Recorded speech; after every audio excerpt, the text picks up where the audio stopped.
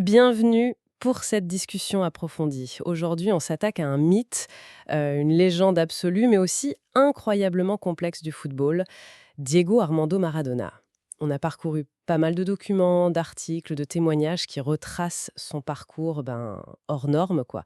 Depuis les ruelles de Buenos Aires jusqu'à la gloire planétaire, sans oublier ses ondes d'ombre. Notre mission, si on peut dire, c'est de tenter de saisir un peu les deux visages de Maradona. Le génie pur sur le terrain, capable de gestes venus d'ailleurs, et puis l'homme tourmenté, rattrapé par les controverses, par ses propres démons en dehors. C'est vraiment une histoire de sommets vertigineux et de chutes brutales. C'est exactement ça. C'est une figure qui déchaîne les passions, tu vois. L'admiration la plus folle comme les critiques les plus acerbes. Et la grande question qui traverse toute son histoire, finalement, c'est comment un talent aussi phénoménal a-t-il pu cohabiter avec une telle part d'autodestruction? C'est un peu ça qu'on va essayer de comprendre ensemble. Alors, justement, commençons par le commencement. Villa Fiorito, banlieue pauvre de Buenos Aires, c'est là que tout démarre, le foot comme seul échappatoire, presque. On raconte que pour ses 3 ans, il reçoit un ballon. Oui, et il dira plus tard que c'était le plus beau cadeau de sa vie, carrément. Ça donne le ton, hein. Ah oui, clairement. Et cet environnement difficile, ça forge sa technique unique. Les terrains vagues, les cailloux. Il apprend à dompter le ballon dans des conditions improbables. Très jeune, le choix est assez simple. C'est les petits gangs ou c'est le foot. Et ses parents le poussent vers le terrain, heureusement. Oui, et à 8 ans, un recruteur d'Argentinos Juniors, Francis Cornejo, il n'en croit pas ses yeux. Il est persuadé que ce gamin surdoué, il ment sur son âge. Incroyable. Il devient la star des Cebolitas, les petits oignons, l'équipe de jeunes d'Argentinos. Déjà le numéro 10, déjà une liberté folle sur le terrain. Et très vite, ça dépasse le quartier. À 12 ans, il fait des démonstrations techniques à la mi-temps des matchs pro. C'est fou, hein? Première interview et déjà la phrase culte. Mon rêve, c'est de jouer la Coupe du Monde. Et puis cet article dans El Gráfico à 14 ans, du jamais vu pour un gamin de cet âge. La suite, ça s'accélère de manière exponentielle. Ah oui, début pro à 15 ans. Plus jeune joueur de l'histoire du championnat argentin, première sélection à 16 ans, en février 77. Il dira lui-même que tout allait si vite, qu'il risquait la folie. C'est aussi à ce moment qu'il innove, en prenant son ami Georges Sitterspiller comme agent. Une première en Argentine, ça. Oui, une première. Il structure déjà sa carrière très jeune. Malgré ça, première grosse claque. Menotti, le sélectionneur, ne le prend pas pour le Mondial 78 joué à la maison. Il le trouve trop jeune. Grosse déception pour lui. Mais il y a cette rencontre avec Pelé qui lui remonte un peu le moral. Pelé lui donne des conseils sur la gestion de la gloire notamment. Et Maradona dira cette rencontre fut la Coupe du Monde que je n'ai pas eue. Joli, non? Pas mal. Pendant ce temps, l'Europe commence à s'intéresser à lui. Sheffield United fait une offre. Mais la dictature militaire argentine bloque tout. Ils veulent garder leurs joyaux, hein. Officiellement, c'est pour préparer le Mondial Junior. Et ce Mondial Junior en 79 au Japon, alors là, il va le survoler. L'Argentine gagne, il est meilleur joueur, meilleur buteur. Pour lui, c'était la meilleure équipe de sa carrière. La machine est lancée. Il devient une icône nationale, mais aussi un enjeu pour le régime militaire. Il est appelé sous les drapeaux, puis vite libéré parce qu'il est plus utile sur un terrain, évidemment. Logique, ouais. Son club, Argentinos Juniors, avec l'aide de la fédération, lui offre un contrat en or pour le garder au pays. Et il le rend bien, hein. En 1980, il marque 43 buts et mène ce club modeste à la 2e place. C'est un exploit quand même. L'étape suivante, logique, c'est un grand club. En 81, il signe à Boca Juniors, son club de cœur. Il préfère Boca à une offre de River Plate qui était pourtant meilleure financièrement. Oui, le choix du cœur. Et là, sa célébrité explose littéralement. Il crée Maradona Productions pour gérer ses droits d'image. Il recrute une équipe médicale privée. Déjà, il est en avance sur son temps dans la gestion de sa carrière, tu vois. Ah oui, complètement. Et sur le terrain, ça marche. Il gagne le championnat Metropolitano, son seul titre national en Argentine finalement. Mais cette période à Boca, c'est aussi le début de la folie médiatique, des matchs amicaux épuisants pour rembourser le transfert, une pression énorme. À tel point qu'il pense même à arrêter à ce moment-là. C'est vrai. Finalement, la crise économique rattrape le club et il part juste avant le Mondial 82. Et ce Mondial 82 en Espagne, c'est un peu le baptême du feu au plus haut niveau. L'Argentine est tenante du titre, les attentes autour de lui sont immenses. Mais le contexte est lourd avec la guerre des Malouines. Oui, et les joueurs découvrent un peu la réalité du conflit en arrivant en Europe, loin de la propagande du régime. C'est un choc pour eux aussi. Et sur le terrain, c'est la douche froide. Défaite contre la Belgique d'entrée, puis surtout, ce match contre l'Italie où il se fait littéralement découper par Gentile. On parle de 23 fautes subies, hein. Un record, je crois. Oui, c'est énorme. L'Italie gagne logiquement, puis c'est la défaite contre le Brésil où, frustré, il se fait expulser. Bilan, Joliendo. Grosse déception. Les critiques sont acerbes, notamment de Pelé, qui remet en cause sa grandeur en tant que personne. Ça y est, la rivalité est lancée. Malgré cet échec, l'Europe lui tend les bras. Le FC Barcelone avait un accord depuis un moment et finalise le transfert. Montant record à l'époque. Pour le Barça, c'est un pari énorme pour retrouver les sommets. Et pour Maradona, c'est l'occasion de prouver sa valeur sur le vieux continent. Il débarque avec son clan, son préparateur physique Signorini, son agent Sitterspieler, même un attaché de presse perso, une première pour un joueur. Il veut tout contrôler. Mais Barcelone, ça va être compliqué. Des bons débuts, oui, mais aussi la découverte de la vie nocturne barcelonaise, les premiers conflits avec la direction sur son mode de vie, sur le suivi médical, il préfère son médecin personnel déjà. Et puis il y a ce coup dur. Une hépatite, diagnostiquée en décembre 82, 3 mois d'arrêt. Et c'est pendant cette période, il l'avouera bien plus tard, qu'il a commencé à toucher à la cocaïne. Le personnage public lisse, il commence à se fissurer sérieusement là. C'est un tournant sombre, clairement. Sportivement, il gagne quand même la Coupe du Roi, mais le club ne finit que 4e en Liga. La deuxième saison, elle commence mieux avec l'arrivée de Menotti, son ancien sélectionneur comme entraîneur. Le jeu lui convient mieux, il a plus de liberté avec Schuster. Oui, mais la tension monte, notamment avec l'Athletic Bilbao de Javier Clemente, qui critique les tactiques défensives très rugueuses. Et ça finit par le drame. Septembre 83, ce tacle terrible, horrible de Goicoechea qui lui brise la cheville. 3 mois et demi d'absence encore. Il revient en janvier 84, mais avec une mobilité réduite, des chaussures spéciales, il marque quand même des buts importants, un doublé contre Séville pour son retour, un autre à Bilbao. Mais Nous contre Manchester United alors qu'il joue blessé. Il se sent incompris, mal aimé. Il dira « les Catalans » comme si je leur avais volé leur argent. Sa décision est prise, il veut partir. la fin à Barcelone est juste chaotique. Il y a cette fameuse finale de Coupe du Roi, 84, encore contre Bilbao. Les provocations de Clemente avant le match, qu'il le traite d'idiot, la défaite du Barça. Et puis cette bagarre générale hallucinante, au coup de sifflet final. Maradona est au cœur de la mêlée. Une image terrible. Ah oui, il prend une suspension énorme, évidemment. C'est la fin d'une aventure qu'il qualifiera lui-même de pire période de sa carrière. Beaucoup de buts, oui, 38 en 58 matchs, quelques trophées mineurs comme la Coupe du Roi, mais surtout des blessures et des polémiques constantes. Ce départ ouvre la porte à Naples, un choix qui a surpris tout le monde à l'époque, il faut le dire. Naples, c'est le sud de l'Italie, un club qui n'a jamais rien gagné, dans une ville magnifique, mais rongée par les difficultés économiques et l'influence de la Camorra, la mafia locale. Et la question que tout le monde se pose, comment Naples a trouvé l'argent pour ce transfert record? Ça reste un peu un mystère, même si des rumeurs sur des sources cachées, voire des liens avec la Camorra, circuleront plus tard. C'est un pari fou des deux côtés, en fait. Maradona arrive comme un messie, littéralement. 70 000 personnes pour sa présentation au stade San Paolo.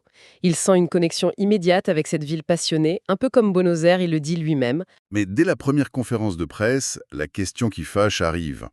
La Camorra a-t-elle aidé à financer le transfert? Le président Ferleino coupe court direct. Mais l'ombre de la mafia plane déjà, c'est clair. La première saison est rude, les attentes sont folles, l'équipe est limitée. Et il découvre le racisme antinapolitain très très fort en Italie à l'époque. Cette banderole Bienvenue en Italie, qu'il voit à Vérone, ça le choque profondément. Et du coup, il prend fait et cause pour Naples. Il adopte cette mentalité, nous contre le reste du monde. Sur le terrain, il doit souvent faire la différence tout seul. Il dira même à ses coéquipiers, passez-la moi quand même, je trouverai bien un moyen. Ça résume bien le truc. Mais il commence à façonner l'équipe, il influence le recrutement. Un nouvel entraîneur arrive, Ottavio Bianchi, plus structuré, et on voit les progrès. Saison 85-86, il y a des éclairs de génie. Comme cette victoire historique 4-0 contre la Lazio avec un triplé de Maradona. Et surtout, ce coup franc mythique qui donne la victoire à Naples sur le terrain de la Juventus. La première victoire là-bas depuis 12 ans. Un symbole énorme. La confiance monte en flèche chez les fans. C'est aussi à ce moment-là que sa double vie s'installe durablement, non? Oui, complètement. D'un côté, le joueur adulé, généreux en public, qui fait des œuvres caritatives, et de l'autre, l'homme qui plonge dans la nuit napolitaine avec la protection et les services de la Camorra. Ils lui offrent la discrétion, ils satisfont ses caprices et surtout, ils lui fournissent la cocaïne. L'addiction s'aggrave sérieusement. Il change aussi d'agent à ce moment-là. Il quitte Peter Spiller, avec qui il avait des problèmes de gestion, et prend Guillermo Coppola. Exact. Coppola, c'est un personnage, beaucoup plus en phase avec le style de vie extravagant de Maradona. Pendant ce temps, Naples progresse sur le terrain. Ils finissent 3e, se qualifient pour l'Europe. Le projet devient crédible. Et tous les regards se tournent vers le Mexique pour la Coupe du Monde 86. Ce Mondial 86, c'est son chef-d'œuvre absolu, on peut le dire. L'Argentine n'est pas favorite, l'équipe sort d'une qualification difficile, il y a eu des conflits internes, mais C'est vrai. Maradona arrive au sommet de son art, physiquement et mentalement, malgré ses démons cachés. Il est nommé capitaine à la place de Passarella, ce qui fait grincer des dents. Et il porte l'équipe sur ses épaules, littéralement. Dans des conditions difficiles au Mexique, la pollution, la chaleur. D'ailleurs, il critique la FIFA et Avalanche lui dit de se taire.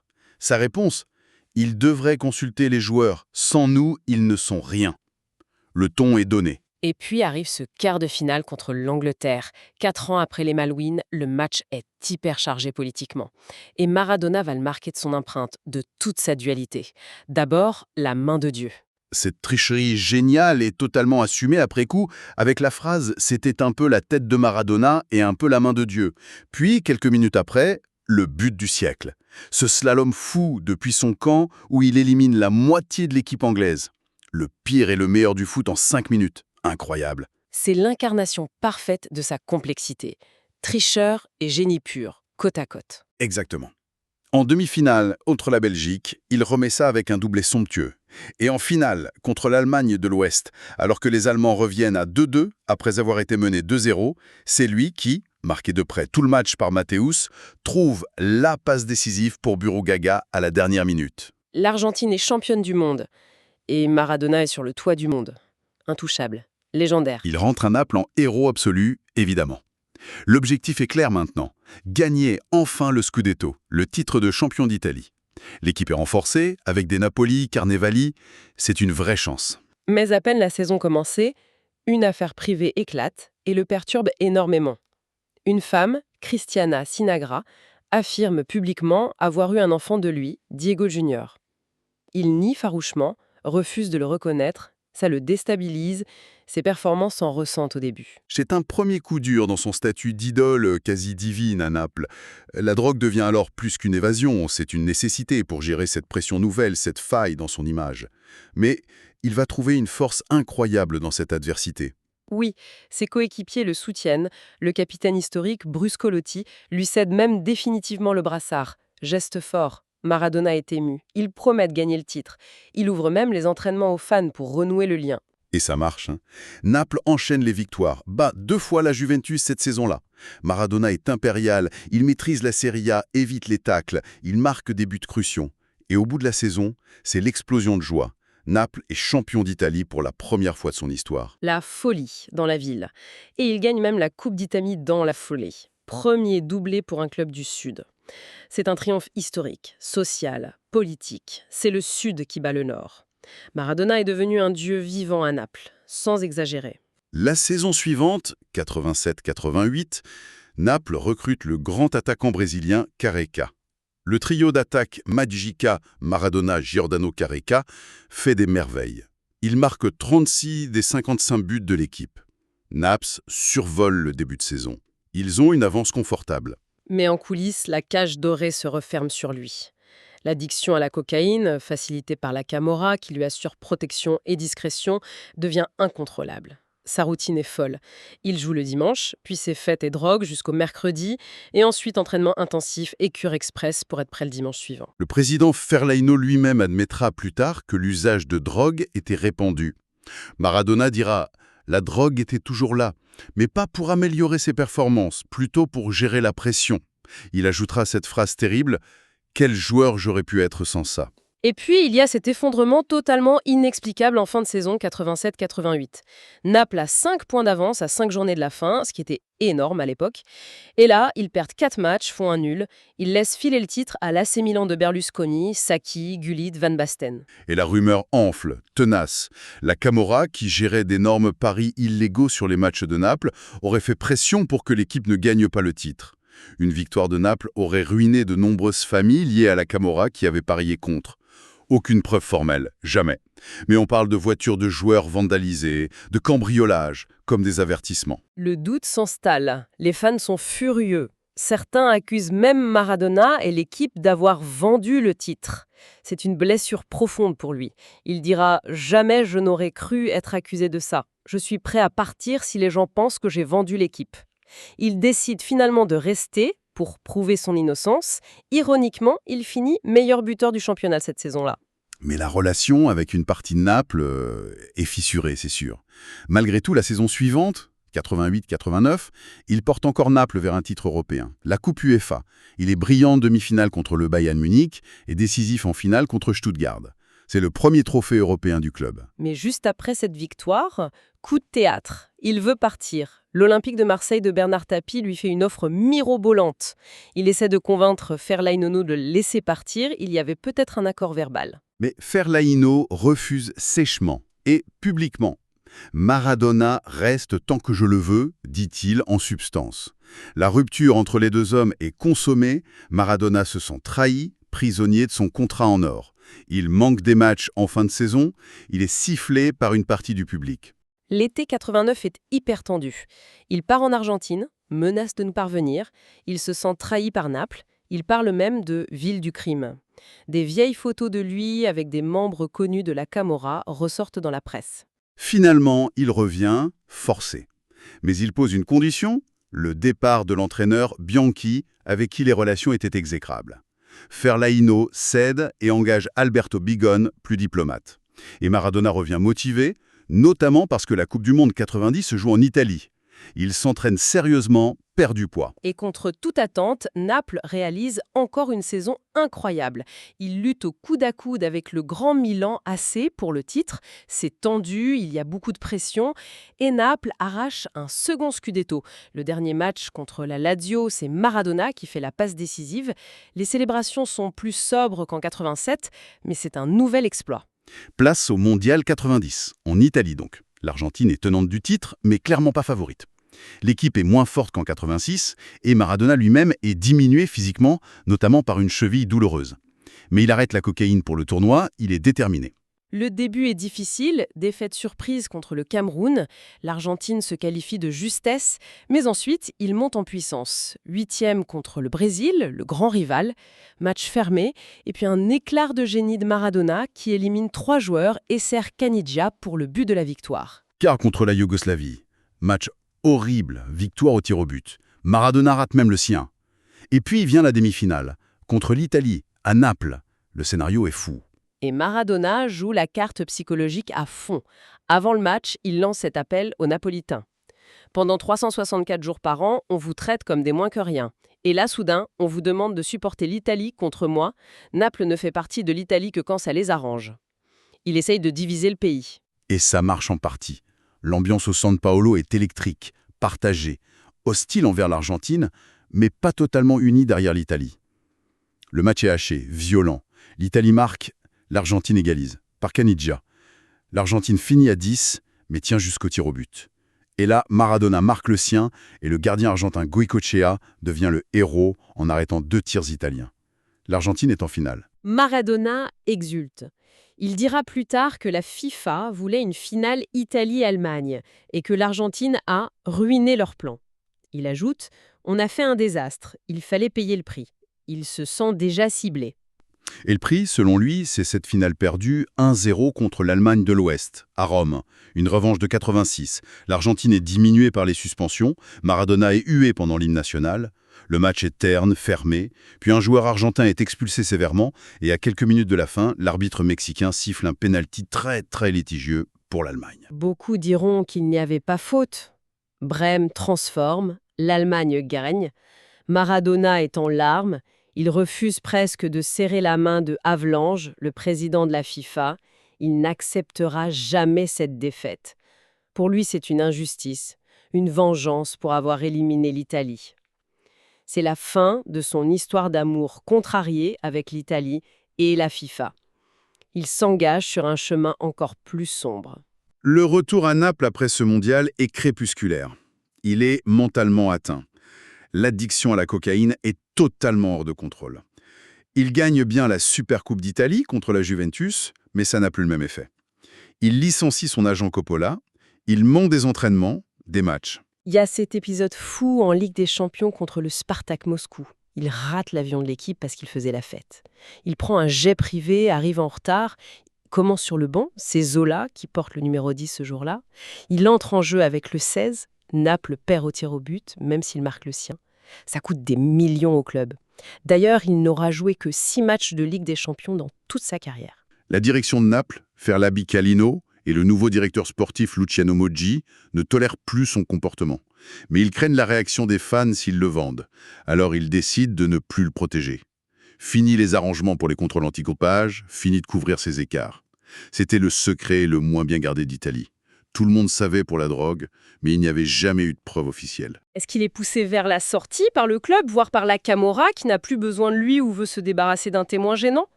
Les fuites dans la presse se multiplient. En février 91, il est même accusé d'usage et de distribution de cocaïne sur la base de témoignages. Le récit médiatique change radicalement. Maradona devient le méchant. Un sondage de la Repubblica le désigne même comme la personne la plus détestée d'Italie. Ils se sont victimes d'une conspiration, d'une vengeance concertée. La FIFA, la fédération italienne qui resserre les contrôles, Naples qui ne peut ou ne veut plus le défendre, la Camorra qui le lâche. Et en mars 91, le coup près tombe. Contre l'antidopage positif à la cocaïne, après un match contre Bari. Suspension de 15 mois, est-ce que c'était un appel à l'aide désespéré de sa part ? Il dira plus tard avoir été positif exprès pour tester les limites, qu'il savait qu'il pouvait être pris. Mais il reste persuadé d'avoir été ciblé, que d'autres se droguaient aussi, mais que seuls lui et Canidia ont été pris. Quoi qu'il en soit, c'est la fin brutale de son aventure napolitaine. Il quitte le club en étant son meilleur buteur historique, 115 buts, après lui avoir apporté ses seuls titres majeurs et une culture de la gagne. Naples déclinera d'ailleurs rapidement après son départ. Lui partira d'Italie avec 4 affaires judiciaires en cours.